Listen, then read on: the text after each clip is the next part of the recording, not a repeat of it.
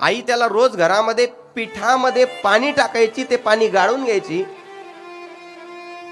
ते पाणी थोडीशी साखर टाकून दूध म्हणून त्याला पिण्याकरता द्यायची. एक वेळचा प्रसंग उमटला, आईला कुठतरी बाहेर जाण्याचा योग आला आणि तेवढ्यामध्ये याचा मित्र घरी आला. चल म्हणे आपण फिरून येऊ. हा मित्राच्या घरी गेला, खूप वेळ खेळला, आईला यायला वेळ होता म्हणून त्या मित्राच्या आईनं एक एक ग्लास भर दूध आणून दिलं दोघांना. याने ते दूध पिलं, याला तृप्त वाटलं. मग याने मित्राला प्रश्न केला, मी जे आता पिलं ते काय? म्हटले दूध. नाही रे म्हणे, दूध कसलं, मी तर लहानपणापासून दूध पितो, मला माहित आहे, याला दूध नाही म्हणत. अरे म्हटलं हे दूध आहे. नाही नाही, दुधापेक्षा काहीतरी वेगळं आहे, चांगलं चव लागतंय म्हटले. अरे दूधच आहे. त्याने घरामागे नेलं, आपला गोठा दाखवला, सर्व प्रसंग घडून आला. याला कडून चुकलं, आपण जे आतापर्यंत पित आलो ते दूध नव्हतं. घरी गेला, सायंकाळच्या वेळेला आई आली, रुष्ट झालेल्या लेकराला बघितलं, जवळ घेतलं, कुरवाडलं, मांडीवर घेऊन बसली आणि त्याला विचारतेत, बाळा कशाचा राग आला? मला उशीर झाला म्हणून का? मी यानंतर जाणार नाही, मी तुझ्याजवळच राहील, पण हा अबोला ठेवू नको, तू आमच्याशी बोल. आणि खरं सांगू का, मायबापांकरता लेकराचं वचन हे सर्वस्व असतं. लेकराला किती मोठं पॅकेज असू द्या, कधीच मायबापाची अपेक्षा नसते की याचा पगार झाला त्यांनी तो आमच्याकडे द्यायला पाहिजे. त्यांची अंतःकरणात फक्त एवढीच आहे, एवढीच अंतःकरणामध्ये इच्छा आहे की यानं किमान येता जाताना 2 शब्द प्रेमानं आमच्याशी बोलावं. आजची राहिलेली भाकर ती माय तो बाप दात नसताना सकाळी बारीक काला करून खातात, त्याचं दुःख त्यांना नाही. पण जर आपलं स्वतःचं लेकरू आपल्याशी बोललं नाही ना, तर यमापेक्षा मरणापेक्षाही मोठ्या यातना त्यांना होतात. बोलता यायला पाहिजे.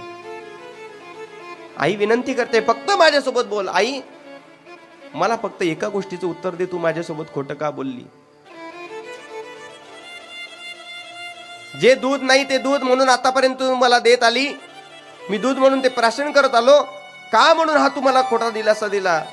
उपमन्यूच्या आईने सांगितलं, बाळा खरं सांगू का, व्यवहारात म्हण आहे, चादर पाहून माणसाने आपले पाय पसरायला पाहिजे. आपली जशी परिस्थिती आहे तसं आपलं दूध आहे. ते शब्द आलेले आहेत ना, हंबरून वासराले चाटते जवा गाय, तवा मले तिच्या मंदी दिसती माझी माय, दिसती माझी माय, हो दिसती माझी माय. आया बाया सांगत होत्या, होतो मी जवाताना, दुष्काळात माईच्या माझा आटला होता पाना. पिठामंदी पाणी टाकून मले पाजत जाय, तवा मले पिठामंदी दिसली माझी माय, दिसली माझी माय, हो दिसली माझी माय. हे गणित आहे. आया बाया सांगत होत्या, होतो मी जेव्हा ताना, दुष्काळात मायेच्या माझी परिस्थिती आहे. मी काल बोललो ना, ही परिस्थिती याच्या नंतरच्या. राहिली समाजासाठी तू ग कष्टाच्या घामात, कधी मिळेल मुठभर घास, कधी घडे तिला उपवास, ओल्या मातीतून चालताना तुडविले काट्याचे फास. आई माझी मायेचा सागर, दिला तिने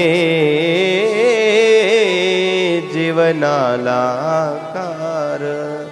जगामध्ये सगळं प्राप्त करता येईल, पण आईसारखं दैवत नाही. हा, शेजारच्या घरी प्रसाद घ्यायला जरी जायची ना याच्या आधीची आई, आताच्या आईला प्रसाद हातावर घ्यायला सुद्धा लाज वाटतो. आधीची आई प्रसाद घेऊन जरी आली, 10 गल्ल्या जरी ओलांडून घरी यायचं असलं ना, तरी त्या प्रसादाला आवडून त्याच्यावर झाकण टाकून पदराच्या आड लपून ती आई तो प्रसाद घरी आणायची. का? तिला मन नाही, तिला पोट नाही, तिला खावं वाटत नाही. वाटत होतं, पण तिला आपल्या पोटापेक्षाही आपल्या लेकराच्या पोटाची चिंता जास्त होती. इथे बसलेला प्रत्येक व्यक्ती कोणाची तरी मुलगी आहे आणि कोणाची तरी आई आहे. आपल्या लेकराचा स्वभाव आईला माहित असतो, आपल्या नवऱ्याचा स्वभाव आईला माहित असतो, तरी माहेरी जाणारी मुलगी त्या मुलीची पिशवी लपून का होईना, पण तिला जाण्याच्या आधीच जे भरून ठेवते ना, तिला आई म्हणतात.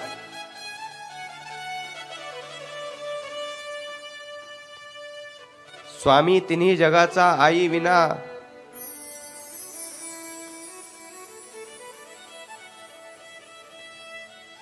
ज्यांच्या जीवनामध्ये आई नाही त्यांना विचार आई काय असते.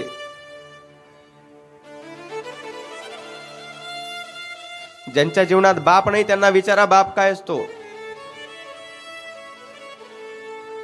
राजा दशरथाला कधीतरी विचारा, 4 पुत्र जगाचे मालक आहे, पण अंतकाळामध्ये एकही मांडी देण्याकरता जवळ नाही. विचारा त्याला. संतती असताना जवळ नसेल तर एवढं दुःख होतं. मी तर नेहमी सांगत असतो, त्या मुलांना बाप कधी कळालाच नाही. ज्या मुलांनी कॉलेजला जात असताना आपल्या मित्राला बापाच्या नावावरून हाक दिली.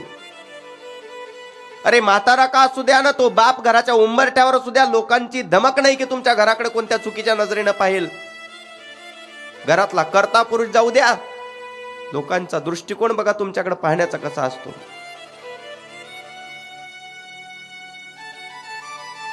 जगामध्ये थोडस धाडस करून बोलतोय ऐका. प्रत्येक देवतेला प्राप्त करण्याकरता कोणती ना कोणती साधना करावं लागते, तेव्हा देव प्रसन्न होतो आणि नंतर आपल्याला वाटेल ती इच्छा पूर्ण करतो. आणि अंडरलाईन करून घरी घेऊन जा वाक्य. कोणत्याही प्रकारचा उपास न करता, आपल्यावर कोणत्याही प्रकारचं व्रत न करता आपल्यावर प्रसन्न होणारा जगातला एकमेव देव माणूस म्हणजे आपला बाप असतो. लक्षात ठेवा. मी बोलून गेलोय तुम्हाला, ज्याला आईचे पाय पकडता आले त्याच्याकरता त्याच्यासारखी नवरात्री दुसरी कुठली नाही. ज्याला बापाचे पाय धुता आले ना, त्याच्याकरता त्याच्यासारखी शिवरात्री दुसरी वेगळी कुठली नाही. बिना चपलाचे रोज वेगवेगळ्या रंगाचे वस्त्र घालायचे आणि स्वतःमध्ये घरामध्ये आल्या आल्या आईचं मन दुखवायचं. तुमच्यासारखे नास्तिक कोणी नाही. हे सगळं कळायला पाहिजे. विश्वाचा जनिता म्हणे यशोदेशी माता. ती आई आताच्या काळामध्ये लवकर दिसणार नाही. त्या आईला जाणण्याचा प्रयत्न करा, त्या वडिलांना जाणण्याचा प्रयत्न करा. या कार्यक्रमाचे मुख्य आयोजक आदरणीय संतोष दादा कदाचित आपल्या वडिलांना म्हणू शकले असते, एवढा पैसा विनाकारण वाया गेल्यापेक्षा काहीतरी सोनं नाणं करू, घरात साठवता येणाऱ्या लोकांना कामात येईल. पण असा बाप मिळणं सुद्धा भाग्य, आणि अशा बापाच्या उदरी असे बालक जन्माला येणं हे सुद्धा भाग्यच असावं लागतं. उपमन्यू, तुला एवढा जर राग वाटत असेल ना, तर ज्या देवानं हा नरदेह दिला ना त्याला जाऊन प्रश्न विचार, का मला अशा परिस्थितीत जन्माला घातलं. बस एवढ्या वाक्याचा आधार घेतला आणि उपमन्यूने भगवंताचं तप केलं. भगवंत प्रसन्न झाले. काय पाहिजे आता, देव प्रसन्न झाल्यावर काय मागावं. पण एवढंसा उपमन्यू काय मागितलं, म्हटले देवा मला दूध खूप आवडते. किती पाहिजे, म्हटले 1 वाटीभर दिलं तरी पुरे. पण देव एवढा कृपा सिंधू दया सिंधू आहे ना, सागर देऊन टाकला, दुधाचा सागर उपमन्यूला. दया सिंधू आहे. उपमन्यूच्या कथेतून एकच शिकायचं, मानवी जीवनामध्ये प्राप्तव्य प्राप्त करत असताना जी साधना संपन्न अवस्था असते ना, ही परिस्थितीवर अवलंबून असते. या महाराष्ट्राचा इतिहास आहे. ज्या ज्ञानोबारायांनी अख्ख्या विश्वाला स्वीकारलं, त्या ज्ञानोबारायांना शुद्धीपत्रक भेटावं याकरता ज्ञानोबारायांच्या आई वडिलांना जिवंतपणी देहत्याग करावा लागला. ज्या तुकोबारायांनी आपली चालत आलेली परंपरा कर्जाच्या वया सोडून दिल्या, कोणाकडे काहीच मागितलं नाही, त्याच तुकोबाऱ्यांवर या समाजाने, ज्या तुकोबाऱ्याच्या अर्धांगिनीला अन्नाची गरज होती ना, एक स्त्री अन्न न करता गेली. हा तो महाराष्ट्र आहे. ज्या तुकोबाऱ्यांनी अख्ख्या विश्वाला मार्ग दाखवला, त्या तुकोबाऱ्यांवर म्हणायची वेळ आली, काय खावी आम्ही कोणीकडे जावे, गावात राहावे कोण्या बडे, कोपला पाटील गावीची ही लोक, आता मज भीक कोण घाली. आता तरी सावध व्हा. ओळखा ज्ञानोबराय तुकोबराय मुक्ताबाईला, ओळखा निवृत्तीनाथ दादांना, ज्यांनी एवढं मोठं वैश्विक ज्ञान तुमच्या आपल्याकरता मोकळं करून दिलंय.